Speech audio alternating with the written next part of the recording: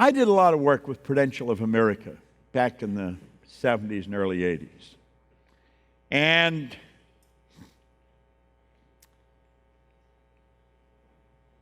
their sales went up by hundreds of millions of dollars. One ex-VP said he thinks it went over $1 billion. I was showing them how to alter their conditioned behavior, and their sales just went crazy. But when I talk about the Oscar, I was thinking about that company. They had what was called the trophy, the President's Trophy. There was one trophy given out for vice presidents. There was one trophy given out for senior vice presidents. There was one trophy given out for managers. There was one trophy given out for sales managers. There was one trophy given out for agents. So on every level in the company, there was only one trophy. And that was to the numero uno, the number one. Then they had an award for the top 10%. And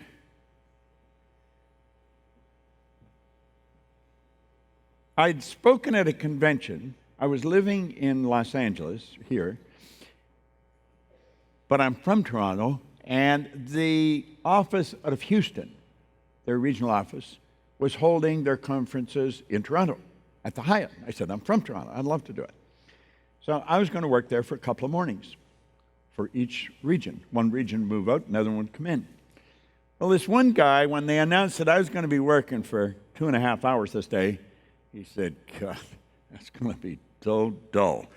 I hope this guy, knows how to find another job because he's not going to last here. Well, after the meeting, this same guy, company said, could I talk to you for a few minutes? I said, okay, but I got to get the hell out of here because there's a lot of these people want to talk to me.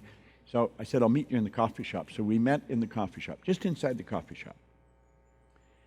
He said, before I ask you what I would like you to share with me, he said, I want to tell you something about me. He said, I've been with this company for 24 years.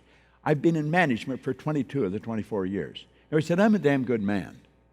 And you could look at this guy, you would hire him on site. He looked like a real solid guy. And he said, I do a good job.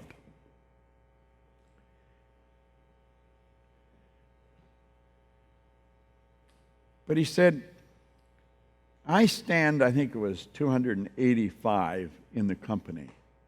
Now he said, that's not bad out of 510 districts or something like that. He said, my district stands 285.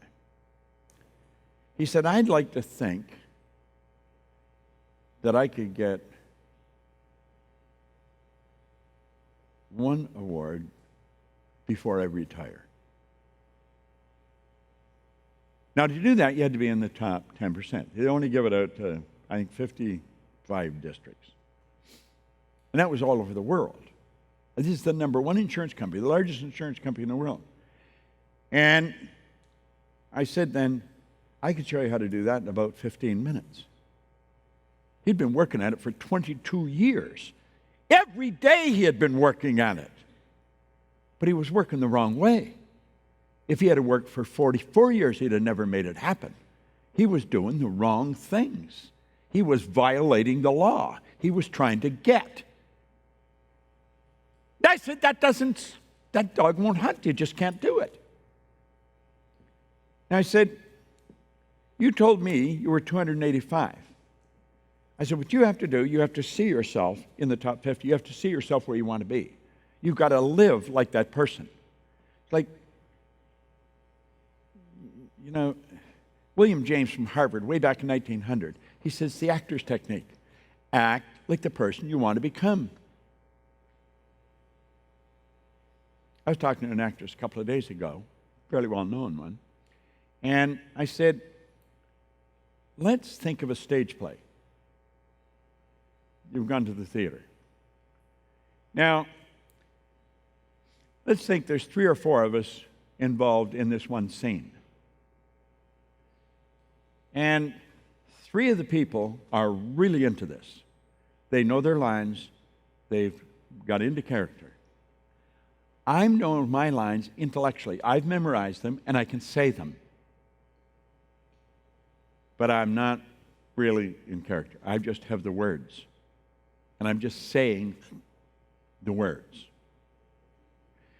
The audience would say, where the hell did they find that guy? I would stand out like a beacon on a dark night, where all the rest of the actors are in character. They're really into it. They're living it. I would just be saying it. I said to this guy, that's what you're doing. You're saying where you want to be. I said, you've got to be there. You've got to be there. You've got to treat the people like they have taken the district to that level. I said, you've got to walk that way. You've got to talk that way. You've got to actually live it. If you don't, it is never going to happen because you've been trying for 22 years. And we had him write out a statement. I am so happy now that I am and being where he wants to be. Now, he was in Wichita, Kansas. He said, where are you working? I said, next week I'm working with Mid-America. I'm going to be in Litchfield, Illinois. He said, could I come and travel with you? Well, I said, I'm not really too fond of you doing that, but okay. You know, like when you're finished, you want to be finished. You want to go and relax. But anyway, he came. He sat through the seminar. We traveled. We were driving. We'd do an all-day seminar and then maybe drive 300 miles to get to the next one to work all the next day. I keep telling the people in our company, you got no idea what this was like when we started. And at any rate, he traveled with me for about 4 days, and then he went home. And they moved him to Pittsburgh, Kansas. Now, Pittsburgh, Kansas, 60 to 70% of the population had an income below the national poverty level. It's a little wee place out in the middle of nowhere. The first year, he went to something like 52 or something like that. The next year, he was number 1 in the world. Number 1 in the world. Beat all the districts, New York, Chicago, Los Angeles, big cities. I said, it makes no difference. Doesn't matter where you are. I said, what the hell? They're skiing over in the desert in Dubai. Snow skiing.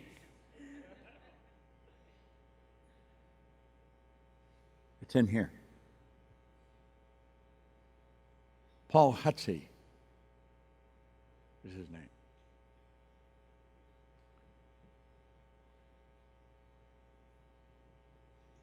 You can get away with blaming conditions or circumstance yourself, but not with spirit.